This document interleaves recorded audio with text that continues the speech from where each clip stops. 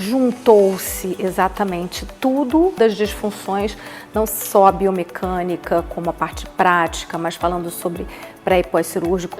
Com certeza a gente sai sabendo muito de raciocínio clínico. E você entende o que acontece com os processos desses pacientes que vêm procurar e como você reabilita. Super recomendo. É impossível sair daqui sem entender a matéria e sem absorver esse conteúdo. Passadas de uma forma extremamente prazerosa, divertida. São duas pessoas que sabem muito o conteúdo. Toda a minha experiência que eu tenho hoje, que eu aplico no consultório com os meus pacientes, todos os resultados positivos que eu tenho, tem muito o dedo delas duas. Super recomendo, porque você terminando ele, você já está apta para avaliar, né, e atender o seu paciente. Elas são fantásticas, têm uma didática incrível e uma paciência gigante. Só tenho a agradecer.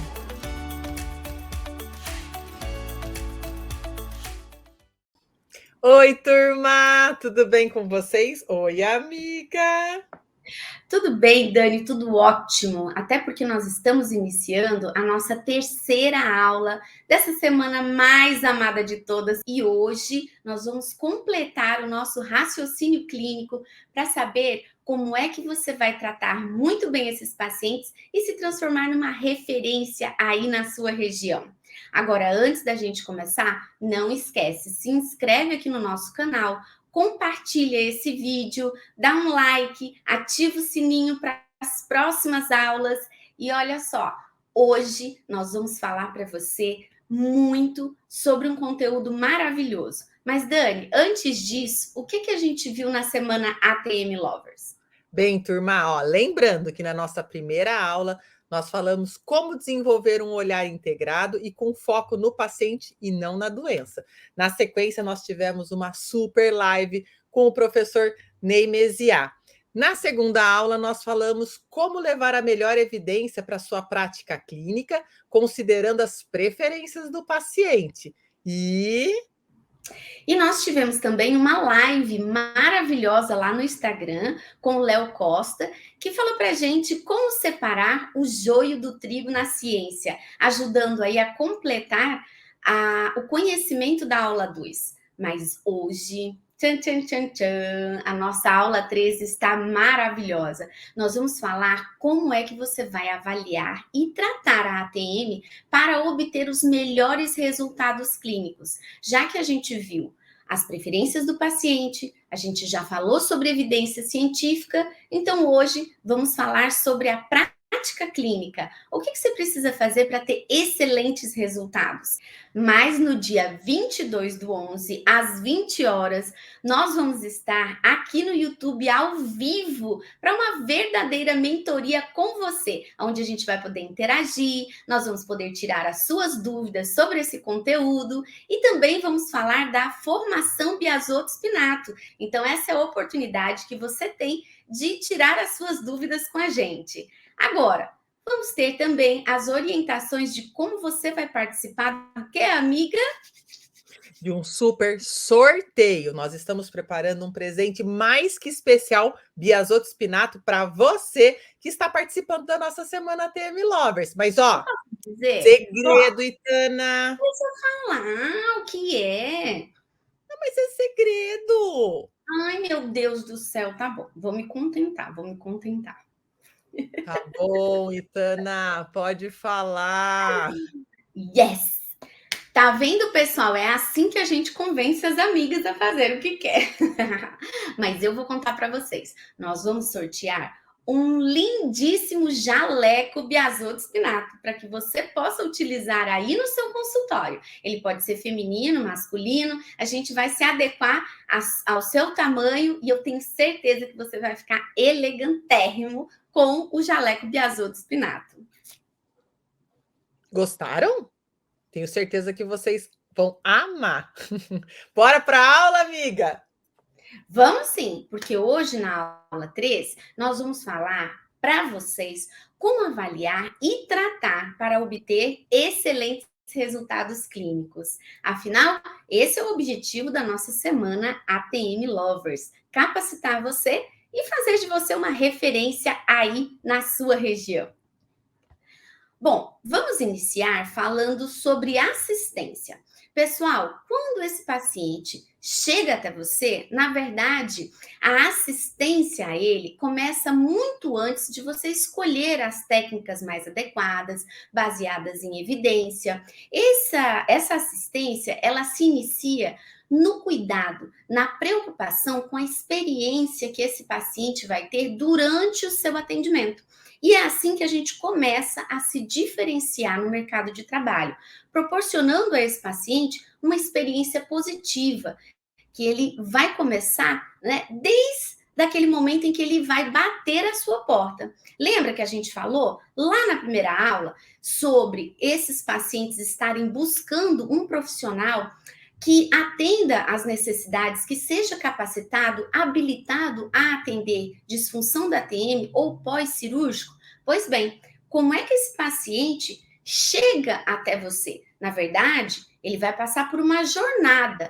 E para uma experiência positiva, pessoal, é importante que a gente se preocupe com toda a jornada do paciente, desde o momento que ele lhe conhece até o dia da sua consulta e depois também. Então, olha só, no dia da avaliação, é importante que a gente cuide da gestão do tempo, que a gente preste atenção, né? E escute com empatia, escute bem tudo que o paciente quer falar para você. Às vezes, se essa anamnese ela toma uma proporção mais ampla, a gente precisa direcionar para que a gente não se perca nas informações. É importante também um exame físico inteligente, que começa pelo local do sintoma e ele vai fazendo relações com os sistemas vizinhos até que a gente consiga decifrar o que está acontecendo ali naquela estrutura. É importante também os exames complementares. Então, seu paciente precisa levar o que ele já tem. Caso seja necessário, você pode solicitar algum outro exame que venha a complementar a sua avaliação. Agora, depois que você fecha o diagnóstico, é muito importante que você explique para ele. Para quê? Para que as nossas decisões sobre a direção do tratamento sejam compartilhadas.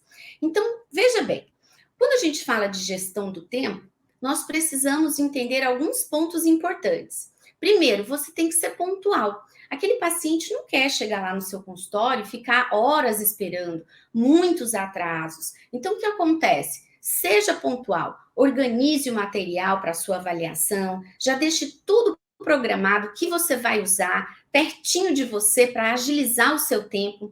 Divide o tempo do seu atendimento, da sua consulta, de forma que você consiga fazer todas as etapas, consiga ouvi-lo com atenção, fazer o exame físico, olhar os exames por imagem, né? Anote todas as informações que sejam relevantes e que te ajudem a construir esse raciocínio clínico. Mais importante, pessoal, do que tirar uma história, na verdade, é construir uma. Por isso que a nossa avaliação, ela precisa ter um sentido. Nós precisamos ter um norte. Nós vamos ter que descobrir o que é que está levando aos sintomas que aquele paciente está trazendo para você. E é por meio da escuta que nós percebemos o que trouxe o paciente até nós, quais foram os tratamentos que ele já fez, qual é o conhecimento que ele tem acerca daquele problema, justamente por aquilo que a gente já falou em outras aulas. Às vezes ele vem trazendo uma bagagem, né, um conhecimento, algumas crenças que o impedem, por exemplo, de fazer determinadas ações ou que bloqueiam muitas vezes a progressão do tratamento, por medo mesmo. Ouvir o paciente mostra empatia e ajuda também a definir os objetivos desse tratamento, né, amiga? Com certeza, é muito importante, turma, que nós saibamos praticar a escuta ativa e se colocar no lugar do paciente e entender o real problema que o trouxe até você. Isso, exatamente. Lembra que nós falamos lá na primeira aula sobre o contexto da saúde? Que hoje a gente examina vários domínios, como o bio, o psico e o social. Então, existem questões que são fundamentais. Eu vou avaliar o físico, mas eu vou observar o psicológico e eu vou compreender em que meio aquele paciente está inserido. E vou ter uma ideia se essa balança está equilibrada. Caso esteja em desequilíbrio, se for algo mais predominante do biológico, a gente vai ajudar esse paciente com as nossas intervenções. Mas, às vezes, se ele precisa de uma outra assistência, a gente encaminha, então, para que a equipe multidisciplinar possa abraçá-lo como um todo, não é? Agora, diante do exame físico, é muito importante que a gente tenha uma ficha de avaliação que nos permita organizar as ideias daquilo que vem sendo falado por ele, que a gente coloque ali os pontos importantes que visualizamos no exame físico, tá? E aí a Dani sempre fala, né, amiga? Se você não tiver uma ficha já estruturada, a gente pode começar com o eixo clínico do DC. Por quê, amiga? Porque justamente, turma, ele traz todos os pontos importantes dentro da nossa avaliação. Desde de exame físico, de palpação, de consultar o paciente em relação à dor. Então, é muito importante, quando a gente não tem um guia, a gente pode começar por ele, e aí a gente vai acrescentando as nossas pitadas da avaliação, dependendo da sua, do seu guia, da sua ficha, ou que você está acostumado aí no seu consultório. Exato. Se você não tem, pode se basear nessa. Ou construa uma que faça a integração do seu conhecimento. Mas falando em conhecimento, ter a base é muito importante. Para a gente fazer um exame físico, eu vou precisar conhecer as estruturas anatômicas, eu tenho que compreender bem a biomecânica de uma forma harmoniosa para que eu possa observar as disfunções e, a partir daí, fazer a relação disso com os outros sistemas do corpo. A calibragem da força é um ponto muito importante. Às vezes eu tenho conhecimento de base, eu estou com a minha avaliação toda estruturada, mas na hora de fazer a palpação na cavidade oral, a gente exagera um pouquinho na força. Isso é muito comum. E o paciente acaba sentindo dores que, na verdade, não têm relação com a dor familiar, ou seja, com aquela dor que levou ele ao consultório. Veja bem, a estrutura da cavidade oral tem muitos receptores, a mucosa é muito sensível, então a gente tem que graduar bem essa força para que a gente consiga definir se aquela dor que esse paciente está sentindo durante a palpação, ou se aquela estrutura mais rígida, ela está ali devido à disfunção, ou porque eu estou apertando demais o local. E para isso, qual é a melhor solução, amiga? A melhor solução é fazer a formação biazoto-espinato, porque nós vamos direto nesse ponto. Nós calibramos a mão de cada um de vocês, inclusive com balança, para que vocês tenham certeza que vocês não estão empregando uma força exagerada que está gerando um falso positivo durante a avaliação do seu paciente. E outro ponto do exame físico é que você precisa saber que ninguém é perfeito. Ou seja, muitas vezes, durante a avaliação, eu vou encontrar ali uma alteração naquela estrutura. Que, por exemplo, eu tenho aqui uma musculatura mais forte à direita do que à esquerda. Eu percebo isso. Mas esse desequilíbrio tem relação com a queixa principal do meu paciente? Tem relação com o que trouxe ele ao meu consultório? Porque, às vezes, se isso não tiver relação, eu posso focar no desequilíbrio dessa musculatura, mas, na verdade, vou estar deixando de observar para o ponto importante, que foi o que trouxe ele aqui, que é a queixa principal desse paciente. Então, todo mundo vai ter algum tipo de alteração. E no futuro, a gente pode até tratar, mas é importante que a gente inicie, né, que dê prioridade para a queixa que o paciente chegou no consultório, tá certo? Bom, quando a gente fala de exames por imagem, isso é muito importante. Por exemplo, nas DTMs articulares, a gente observar o deslocamento do disco, ou se esse disco se encontra numa posição que ainda é possível fazer uma redução dele ou reposicioná-lo com a terapia manual. Então, a gente muitas vezes se apoia nos exames complementares para tomar, né, a decisão terapêutica que vai atender melhor aquele paciente. Mas, por exemplo, em situações como trauma de face, esses exames são imprescindíveis. Então, eu preciso ter um exame atualizado. Vou dar um exemplo. Imagine que o paciente passou por uma fratura de face e ele fez um procedimento cirúrgico para reduzir essas fraturas. E aí eu tenho somente o exame do dia do trauma. Como é que eu vou saber o que foi feito? Quais os locais das placas? Se tem ou não algum segmento que ainda ficou solto. Então, como é que eu posso trabalhar com exercícios com o paciente sem estar vendo como é que está a estrutura dele naquele momento? E outra situação também são as disfunções cervicais. Então, o exame por imagem, às vezes, ele me ajuda ali a observar se existe um pinçamento nervoso, como é que está a hidratação desses discos, se existe um posicionamento inadequado de curva, como uma inversão, por exemplo, da lordose cervical, como é que está a base do crânio em relação a C1 e C2. Então, todas essas informações a gente consegue vendo a imagem do exame. Muitas vezes isso não vai estar no laudo. Por isso é importante que você saiba interpretar, analisar, solicitar e pegar essas informações para que você possa compor o seu tratamento, tá? Aí, uma vez que a gente esclareceu tudo isso, nós precisamos partir para uma próxima etapa. Fiz a minha avaliação, vi bem direitinho a anamnese, explorei os 3 domínios, fiz a minha avaliação física, observei os exames complementares e fechei o meu diagnóstico. Eu acho que o paciente tem essa disfunção, esse é o problema dele. Então, agora, eu preciso transferir esse conhecimento para o paciente, eu preciso explicar para ele o que ele tem.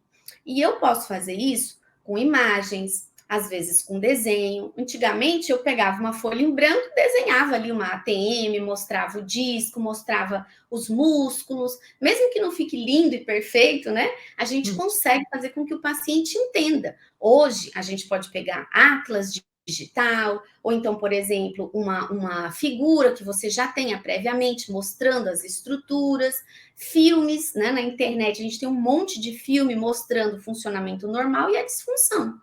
Quando o paciente entende o que ele precisa fazer, fica muito mais fácil. Primeiro, ele vai aderir ao tratamento, ele vai se comprometer com esse tratamento porque ele está raciocinando em prol da sua melhora junto conosco.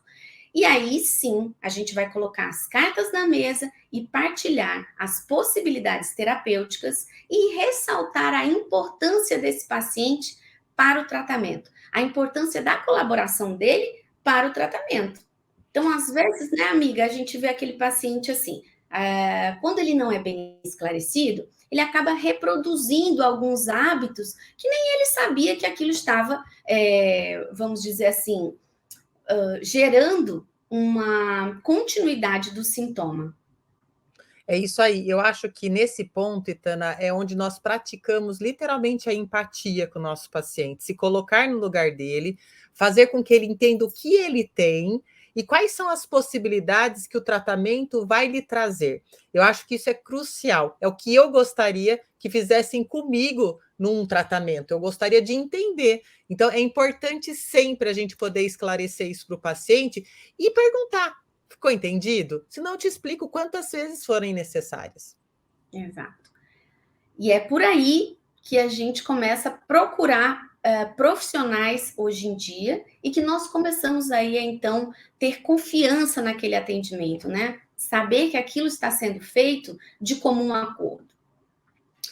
Mas para dar um exemplo mais palpável para você, porque a gente sempre gosta de mostrar isso na prática, eu trouxe para vocês aqui um exemplo da DTM articular. Então vamos imaginar que essa paciente, que é a dona deste exame aí que nós estamos vendo, ela tem 30 anos de idade, ela chegou com uma limitação na abertura mandibular, ou seja, ela estava com 30 milímetros de abertura, sendo que o normal, pessoal, é de 40 a 60, né? Então, ela veio com 30, ou seja, ela tem uma restrição. Uma lateralidade diminuída também para a direita, porque vamos dizer que o normal seja entre 9 milímetros e 1 centímetro, né, amiga? Sem apresentar uma dor espontânea, durante a mastigação, também ela não apresentava dor, e ela apenas sentia um desconforto durante a abertura máxima, mas não apresentava nenhum ruído articular naquele momento.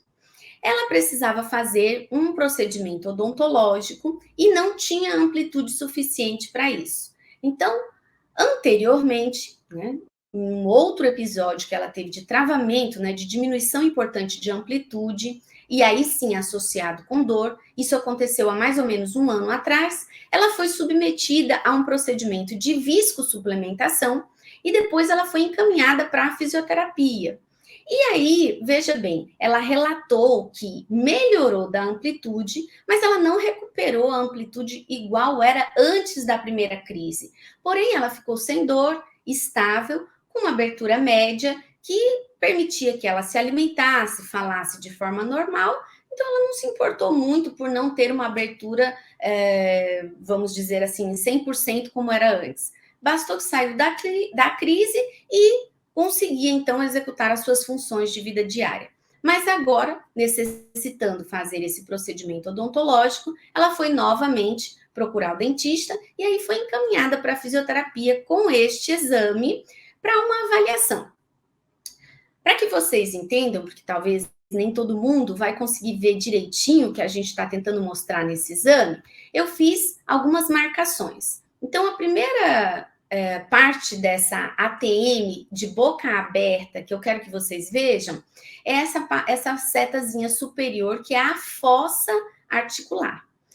Logo à frente, como a boca do paciente está aberta, nós vemos uma setinha que vai indicar o côndilo. Então, o côndilo saiu daquela fossa, deslizou para frente e em cima do côndilo, entre o côndilo e a eminência, nós estamos vendo aí o disco articular. Então, se vocês observarem, ele não está bem posicionado, ele está à frente do côndilo. E dessa forma, na posição que ele se encontra, ele acaba limitando que esse côndilo desça um pouco mais, que esse côndilo vá mais à frente e ela complete 100% da amplitude mandibular. Então, assim, quando eu recebo um paciente desse, quais são as possibilidades de tratamento que eu tenho? Então, algumas perguntas básicas vão nortear a nossa decisão terapêutica. A primeira coisa, é possível recapturar esse disco na posição em que ele se encontra? Então, uma nova viscosuplementação seria indicado no caso desse paciente? O ganho de amplitude é possível? Será que ganhar amplitude é a mesma coisa que recapturar o disco? Essa paciente tem indicação de um procedimento cirúrgico, como no caso uma discopexia? Então, essas são as perguntas chaves para que a gente pense no que fazer com ela.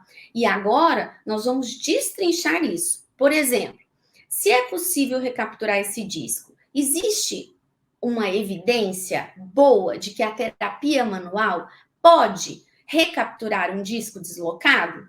Olha que a Dani já vai contar para vocês. Como é a relação da dor?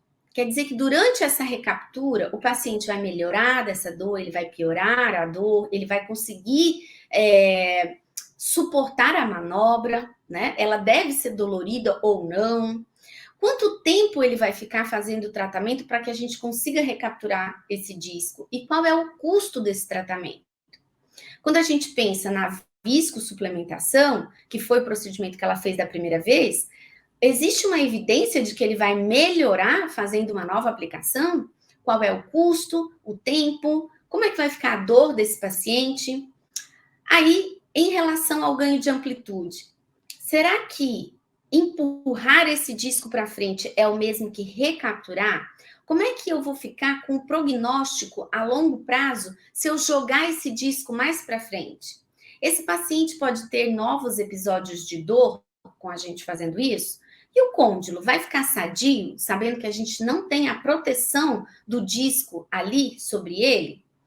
E aí, quando a gente fala na possibilidade da cirurgia, nós temos uma evidência que mostra resolutividade num paciente que vai para uma discopexia?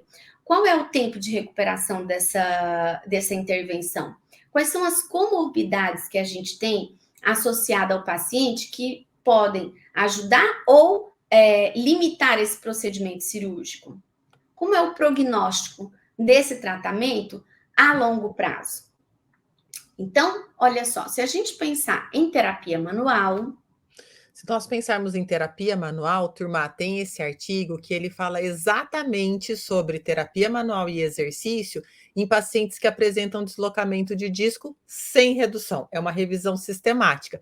Só voltando um pouquinho em conceitos para que vocês possam entender, lembra na aula anterior que eu falei para vocês da escala Pedro? Então, nessa revisão sistemática, se vocês observarem aqui a tabela 1, está listando todos os artigos que entraram nessa revisão, e lá no final, onde está escrito total, é o total de pontos, que pode ser de 0 a 10.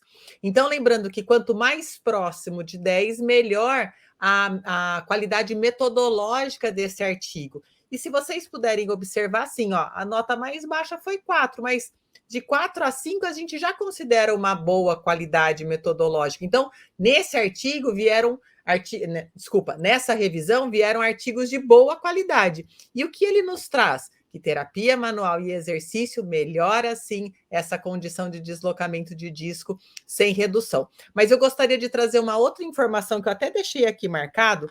Tem 3 autores, Amaral, 2013, Manfredini, 2012 e Santos, 2013, eles colocam que o deslocamento anterior do disco, na população que apresenta disfunção temporomandibular, acomete de 38% a 73%. Existe uma variação por conta de local, de país, mas que os deslocamentos de disco com redução está entre 24% e 47%, ou seja, são os mais prevalentes, e os sem redução de 11% a 26%, nessa população que apresenta disfunção temporomandibular. Então, é importante, sim, nós estudarmos os deslocamentos de disco e poder tratar esses pacientes que têm uma casuística tão grande, né, amiga?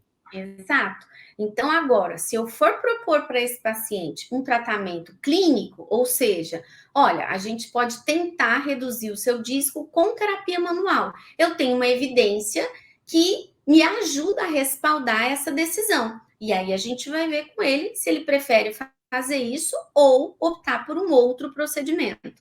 A outra colocação foi a viscosuplementação. E em relação a isso, olha o que a gente tem. Esse artigo aqui, que é desse ano, 2022, ele traz que o tratamento da hipomobilidade, ou seja, dos deslocamentos discais, numa revisão sistemática, ele foi visto com diversas substâncias. Então, se você observar, essa parte azul, ela mostra quando eles colocaram dentro da articulação o ácido hialurônico. A parte vermelha é o sucesso que se obteve com o corticoide. A parte amarelinha, nós vamos ter outras substâncias que traz o artigo, como principalmente componentes sanguíneos, como plasma rico em plaquetas, ok? E a parte verde seriam outras substâncias, que não são essas 3 aí que estão referidas, que apareceram, né, com mais sucesso no tratamento. E a gente pode observar que nesse gráfico aí de pizza, a parte azul, que é o ácido hialurônico, 40% dos estudos mostravam um benefício maior utilizando essa substância para tratar a hipomobilidade articular. Agora, vamos olhar para esse gráfico aqui.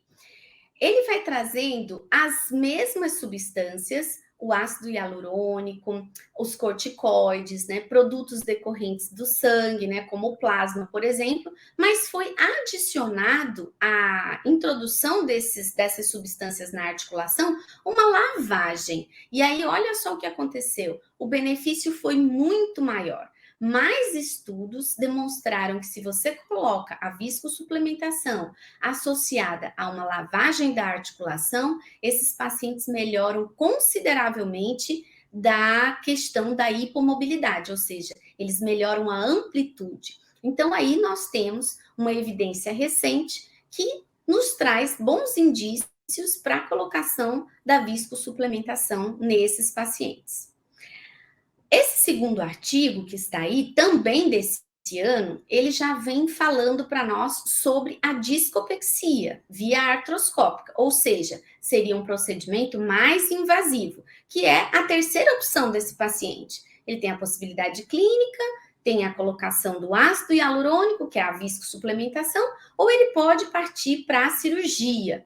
E aí, esse artigo ele é muito interessante porque ele faz um comparativo da progressão da doença sem que os autores tenham feito nenhuma intervenção, ou seja, imagine que a pessoa deslocou o disco e ela fica nessa condição. Eles fizeram um acompanhamento por 6 meses desses pacientes e foi observado que a amplitude diminuiu. Em casos de paciente com dor, essa dor aumentou. Então, eles tiveram vários comprometimentos em decorrência dessa alteração morfológica.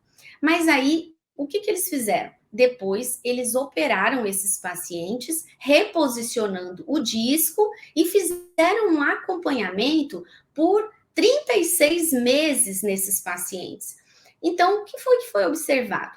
Em relação à amplitude de movimento, o paciente foi melhorando. Então, ele passou, vamos dizer, numa condição de 27 milímetros, por exemplo, como diz ali a tabela, onde a gente vai observar na amplitude de movimento em milímetros, de 27, pós-operatório, ele passou para 31, depois, nas avaliações seguintes, para 33, 35, 36, 38 e chegou em 39,9, ou seja, praticamente 40 milímetros. E aí nós temos uma diferença grande estatística, demonstrando que esse tipo de procedimento, durante 36 meses seguintes, se manteve numa constância de melhoria da amplitude. Nos scores de dor, esse paciente também melhorou.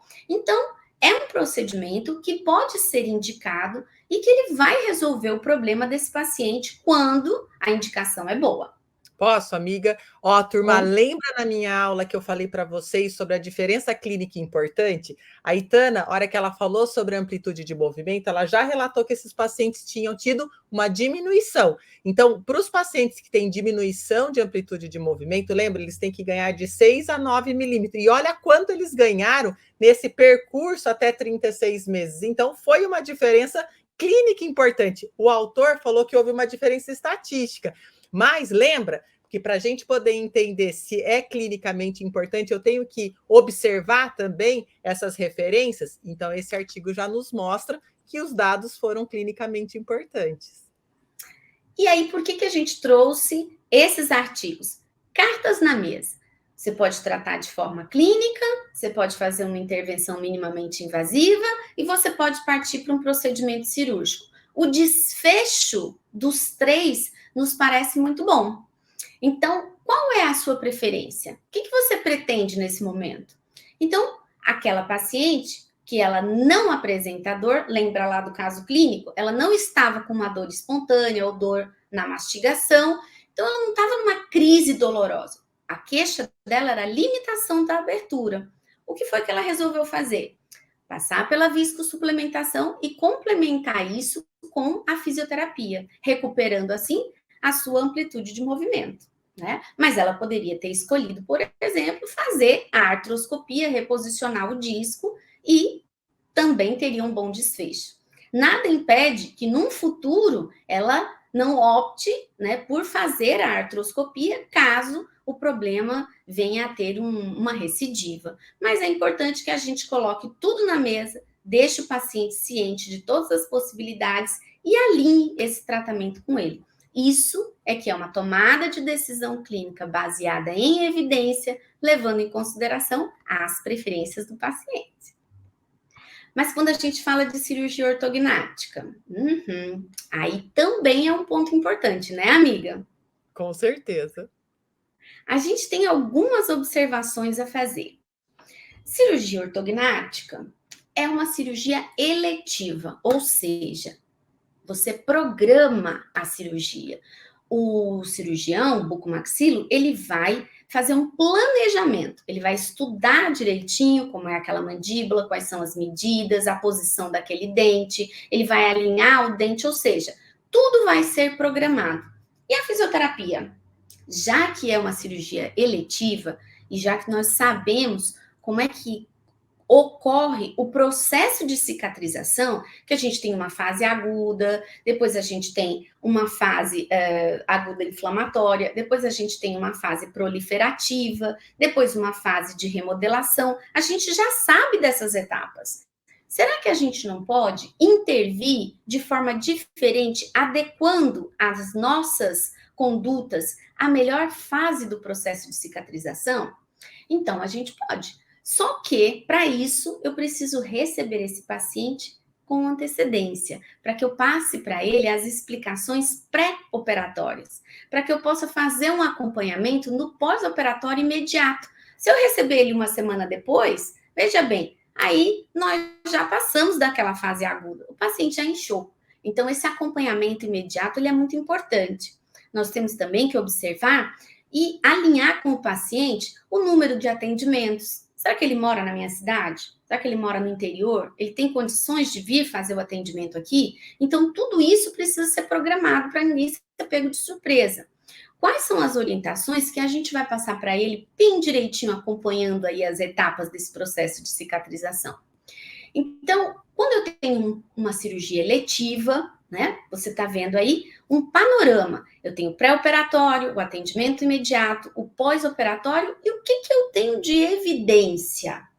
O que a literatura me traz para que eu possa ter base para intervir nesses 3 momentos? Então, normalmente, um paciente pós-cirúrgico, ele vai passar por um processo de dor, vai ter algum edema, a gente tem que pensar nos exercícios, a gente tem que pensar na parestesia, que é uma queixa frequente dos pacientes que fazem cirurgia ortognática. E aí, se eu falo com ele antes, no pré-operatório, eu vou orientar esse cuidador, eu vou passar para ele as informações sobre como se alimentar melhor, a higiene oral, alguma intercorrência que possa acontecer, como vômito, por exemplo, num pós-operatório imediato. Depois, lá em ambiente hospitalar, eu vou me preocupar com edema, com dor, o cuidado, o acolhimento desse paciente quando ele acorda, quando ele está lá na sala de recuperação ou quando ele chega ao quarto.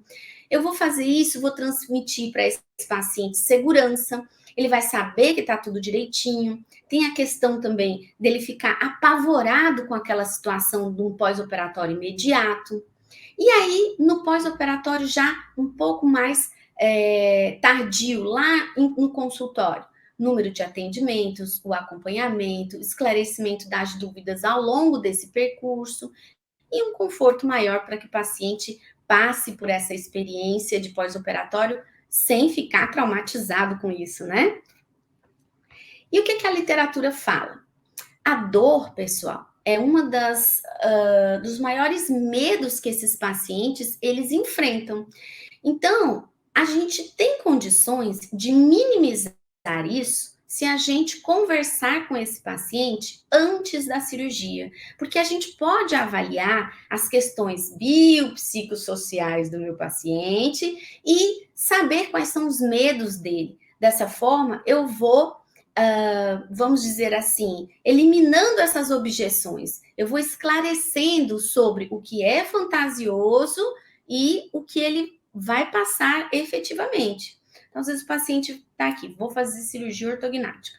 Entra lá no Google, coloca cirurgia ortognática. Gente, aparece um monte de pós-operatórios diferentes. E aí, cada informação dessa que ele recebe, ele vai criando na sua cabeça um monstro de 7 cabeças, né? Porque ele pensa que vai ficar completamente, vamos dizer assim, desfigurado. E, na verdade, não é bem assim. Quando a gente consegue dar uma boa assistência, quando a gente consegue orientá-lo para que o cuidado nos 3 primeiros dias seja adequado, esse paciente, ele sofre menos, a experiência dele é melhor, ele é menos traumatizado. E essas questões de catastrofização também podem ser avaliadas até com instrumentos lá no pré-operatório, que é o que traz esse artigo aí pra gente, que é agora de 2022, tá? Esse outro artigo, ele fala sobre a temperatura e as compressas frias. Hoje se discute muito, a gente pode colocar o gelo, não pode colocar o gelo? Então, olha só, nós temos equipamentos que promovem resfriamento do rosto através, né, de uma máscara, onde existe a transição de líquido, de água resfriada. E dessa forma, esse resfriamento é passado para o rosto. O nome desse equipamento é Hiloterm. E a gente tem aí pesquisas, né, nesse caso, né, um ensaio clínico, que avaliou a temperatura ideal para que você tenha, durante 30 dias, uma redução expressiva do edema. E eles consideraram duas temperaturas diferentes. O primeiro grupo, uma temperatura de 18 graus, e o segundo grupo, uma temperatura de 22 graus. Eles pegaram aí 156 pacientes, dividiram nesses dois grupos, eles ficaram de 12 a 16 horas com o equipamento ligado no rosto, de forma ininterrupta, e aí eles foram fazendo as avaliações através, né, de um scanner 3D para observar o volume de líquido desse rosto. Fizeram uma curva regressiva, ou seja, partiram de 30 dias e viram como é que se comportou até o primeiro dia pós-operatório. Então, veja bem, quando a gente fala de gelo, né, ou seja, a pedra de gelo, a 0 graus, se a gente colocar na pele menos de 10 graus, o nosso organismo interpreta como dor e não como resfriamento. E é por isso que a gente tem que deixar ali 15 minutos, depois a gente dá um intervalo de 2 horas, aí eu posso reaplicar. Quando você trabalha com temperaturas mais altas, com temperaturas amenas, ou seja, um grupo fez 18 graus, o outro grupo 22 graus, de acordo ali com o equipamento, a gente consegue ter uma redução importante e significativa nos dois grupos. Ou seja, tanto o de 18 graus como o de 22 graus foi eficiente. Mas claro que o de 18 graus teve uma diferença mais expressiva do que o grupo que fez 22 graus. Então, o que esse artigo traz para a gente? Que nós precisamos adequar a ferramenta de resfriamento no rosto do paciente nesses primeiros 3 dias, que é justamente onde esse edema vai tomar uma característica mais expansiva.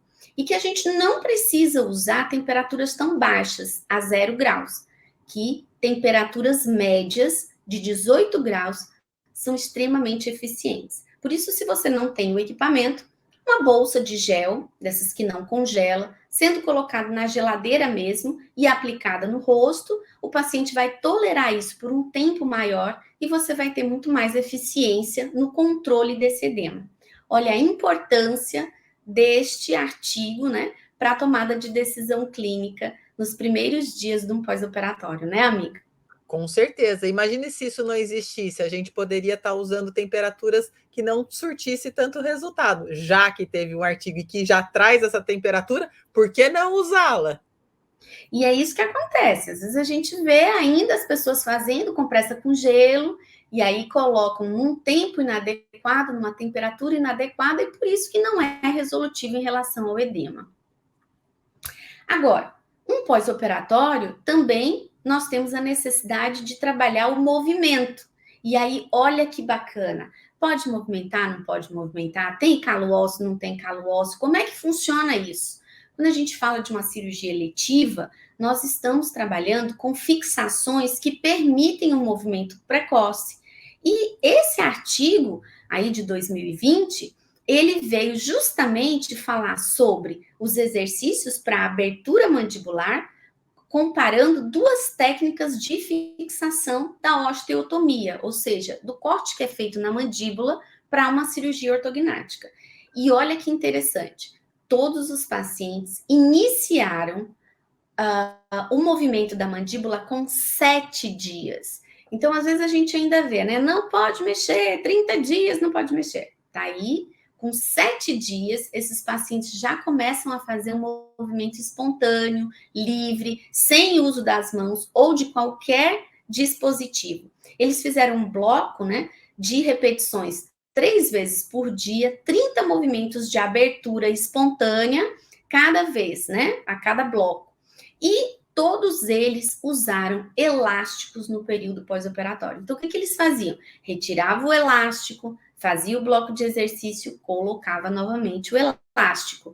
E assim, eles evitaram, com o exercício precoce, que esse paciente ficasse com retração importante da musculatura, porque você mantém a memória muscular, você mantém a articulação sadia, quando você inicia de forma gradativa, lenta, dentro da tolerância do paciente, sem esforço, um movimento precoce. E aí, de acordo com essa tabela, a gente pôde observar que dentro de um mês, esses pacientes, eles já tinham, né, passado, né, de 50% a 90% aí da amplitude máxima que nós temos como parâmetro, que são os 40 milímetros para uma abertura pós-operatória, né? E ao longo aí de 2 meses, eles já alcançaram completamente a amplitude mandibular necessária para suas funções, tá? Então, eu posso trabalhar com esse paciente de forma precoce? Sim. Eu posso fazer exercício? Sim. E tá aí a literatura que me ajuda a conversar com o meu cirurgião, a falar com ele, a fazer com que ele entenda que é possível que a gente trabalhe, evite essas restrições importantes de abertura mandibular. Né, amiga? Com certeza, e sem medo, né? Lógico, desde que você faça tudo o que é orientado e estando em parceria com o seu cirurgião e alinhado com o seu paciente, ó, o sucesso é certo. Mas não é qualquer um que tem habilidade para sair mexendo, hein? Vocês precisam fazer uma capacitação bem direcionada para esse público. Por isso, a formação Biasotto-Spinato se preocupa tanto em explicar todos os itens para você.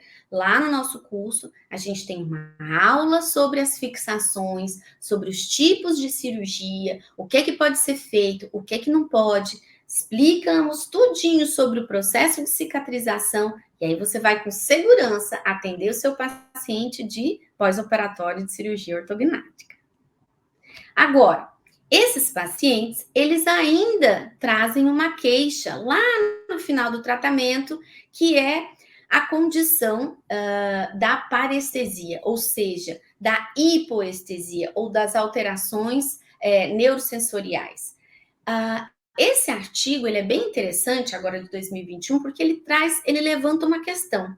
Será que essa hipoestesia, que pode ser permanente ainda em uma parcela dessa população, isso seria um efeito colateral ou será que seria uma complicação?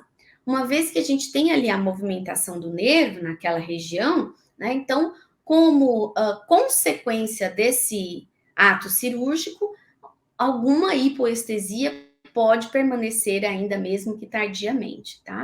Então, a correlação clínica é que a hipoestesia do lábio inferior, ele se apresentou menos como uma complicação e mais como um efeito colateral, que foi isso que a gente explicou, tá? Por isso, a importância do pré-operatório, porque quando você conversa com o paciente, alinha isso com ele, ele não é pego de surpresa. Você vai dizer para ele, olha, uma parte vai melhorar, mas você tem que ter paciência, porque você pode até ter a remissão total dessa parestesia, mas isso pode levar alguns meses. Então, a literatura já traz que em 6 meses a gente tem aí entre 60% e 80% da resolução e até um ano, 80%, 85%.